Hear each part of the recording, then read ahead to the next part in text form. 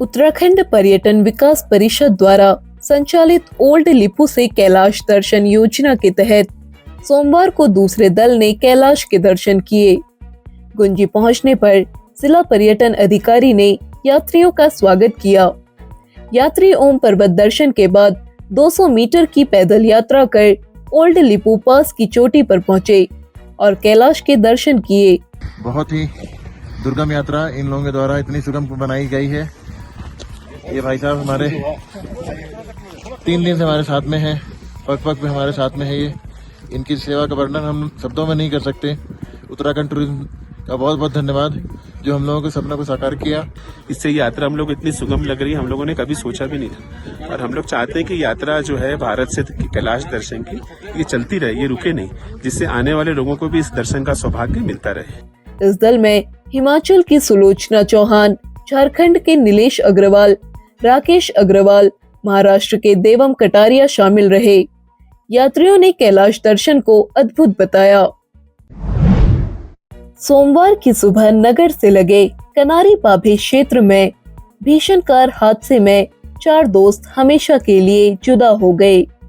अनिल, कैलाश और महेंद्र सोमवार की सुबह नैनीसैनी सड़क पर मखोली गांव में एक दुकान पर मिले। इस बीच पाभे निवासी उनका चौथा साथी भी घर जाने के लिए वहां पहुंचा। चौथे साथी को पाभे छोड़ने के लिए सभी साथ रवाना हुए।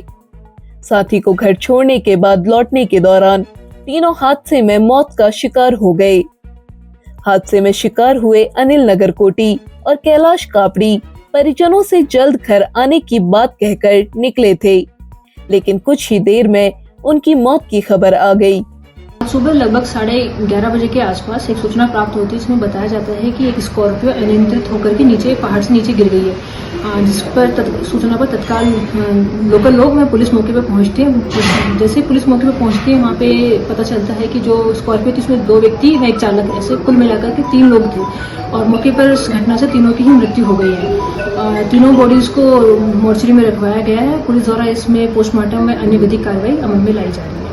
इस घटना की जानकारी मिलने के बाद दौला मखोली गांव सहित आसपास के गांव में शोक की लहर दौड़ गई।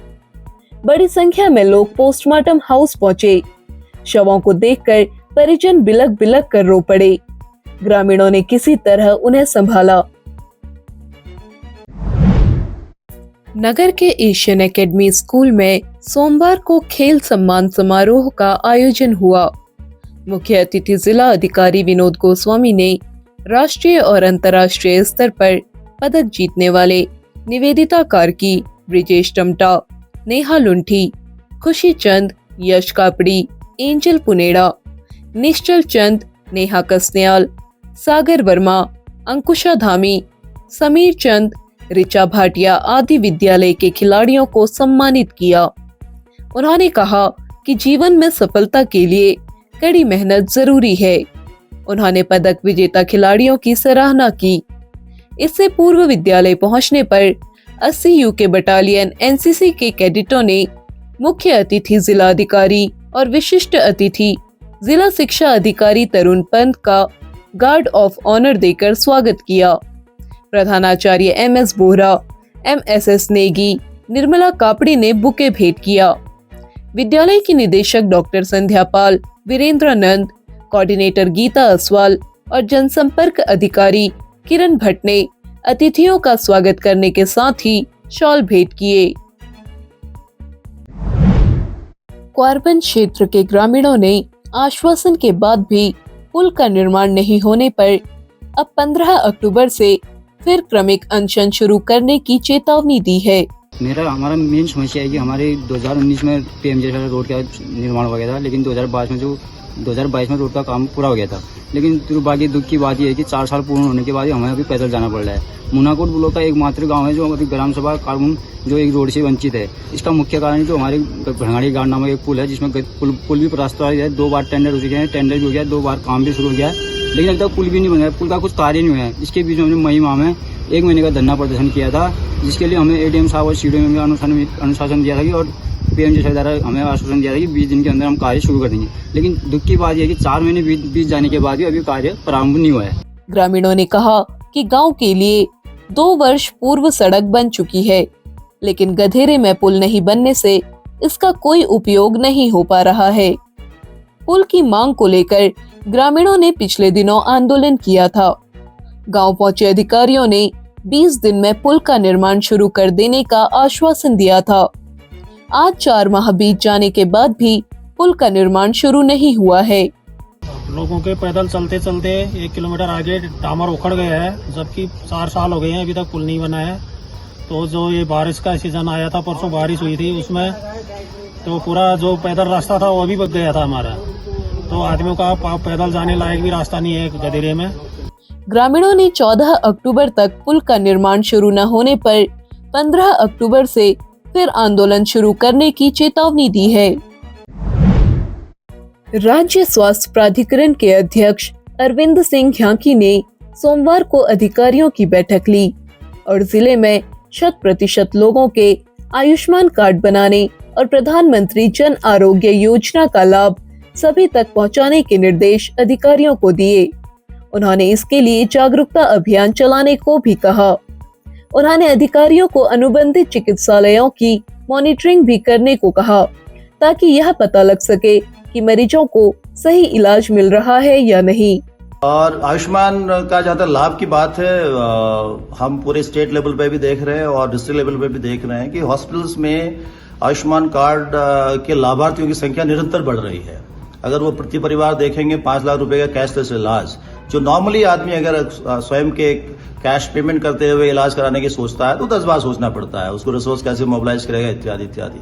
जैसे सरकार ने कैशलेस स्कीम की बात कही तो उसको कॉन्फिडेंस लेवल बढ़ जाता है। अस्पताल जाएगा, सही अस्पताल में जाएगा, हमारी टीम सारे वॉच करती है कि वो सही इलाज उसको मिल रहा है नहीं मिल रहा है अस्पतालों में, और अस्पतालों के क्लेम्स समय से भुगतान हो जाए, इसके लिए प्राधिकरण भी हमारा सचेत रहता है। और डिस्ट्रिक्ट लेवल में जरूर मैंने जिलाधिकारी जी से, सीडीओ साहब से, सीएमओ साहब से सबसे रिक्वेस्ट किया है कि थोड़ा पेनिट्रेशन बढ़ाने की जरूरत है। हमारे स्टेट लेवल पे जितना परसेंटेज है कवरेज का, उससे थोड़ा सा जल्दी अचीव करें हमारा जिला भी। और आपने स्पेशल कैंप्स लगाने के बारे में कई स्टडीज से भी बात हुई है।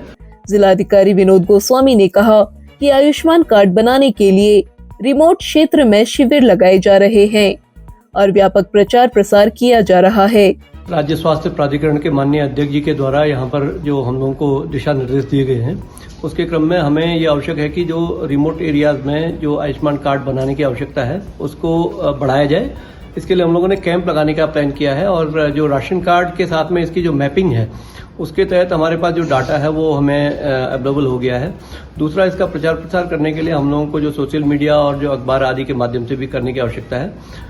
हम लोगों ने इसका अगले 2 महीने में टारगेट रखा है कि 2 महीने में हम इसको जो रिमोटेस्ट एरिया तक इसको लेके जाएंगे और जो हमारा टारगेट है उसको पूरा कर लेंगे। नवंबर तक हम इसको पूरा कर लेंगे। इस दौरान राज्य स्वास्थ्य निदेशक BS टोलिया ने प्रेजेंटेशन के माध्यम से अब तक जनपद में बनाए गए आयुष्मान कार्डों की विस्तार से जानकारी दी।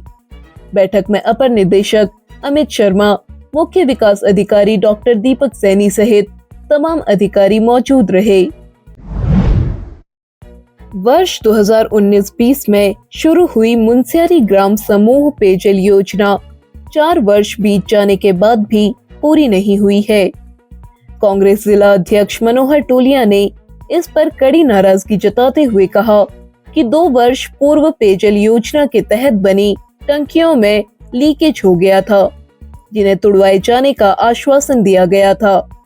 अब तक न तो टैंक तोड़े गए, न ही योजना पूरी हो पाई है। लोग पेयजल संकट से परेशान हैं। उन्होंने कहा कि जल्द पेयजल योजना पूरी नहीं की गई तो कांग्रेस आंदोलन को बाध्य होगी। इस संबंध में जिलाधिकारी को ज्ञापन भी भेजा गया।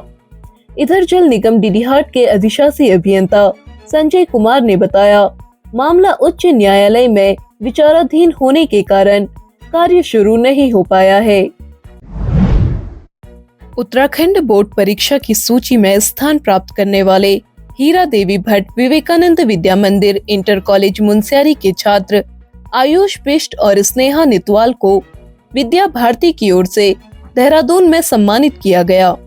कार्यक्रम में प्रदेश के मुख्यमंत्री पुष्कर सिंह धामी, शिक्षा मंत्री धन सिंह रावत, प्रांत प्रचारक डॉक्टर विजयपाल, प्रांत संगठन मंत्री भुवन, संभाग निरीक्षक ने दोनों को सम्मानित कर उज्जवल भविष्य की शुभकामनाएं दी।